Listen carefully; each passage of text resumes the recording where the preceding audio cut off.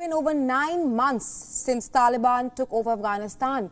And in these 9 months, the Taliban has walked back on almost all promises it made, whether it is about women's rights or even a progressive Afghanistan. In recent years, opposition to the Taliban is growing within the international community.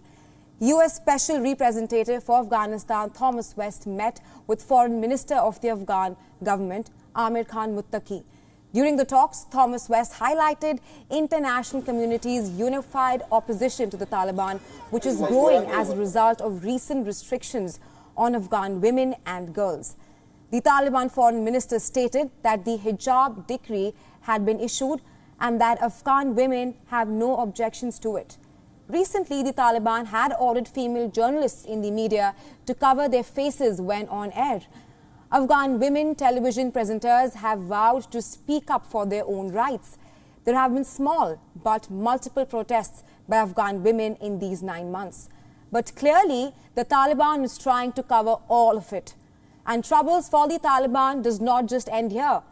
Earlier this month, some 40 prominent Afghan political figures, including warlords, met in Ankara. They announced the formation of a High Council of National Resistance against the Taliban, and are now warning the Taliban administration in Kabul to adopt a more inclusive administration or face civil war.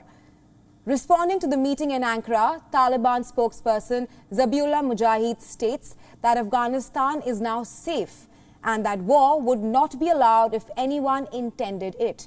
He, however, added that the Taliban have opened the door to reconciliation and that it has recently begun to engage with politicians and others who have left Afghanistan.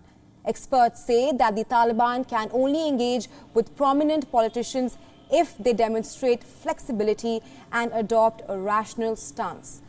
However, in the past 9 months, Taliban have broken almost every promise they ever made.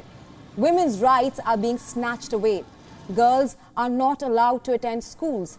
Face covers and burqas are back. Former soldiers and journalists have been detained, tortured and killed. And the promise of amnesty has long been forgotten.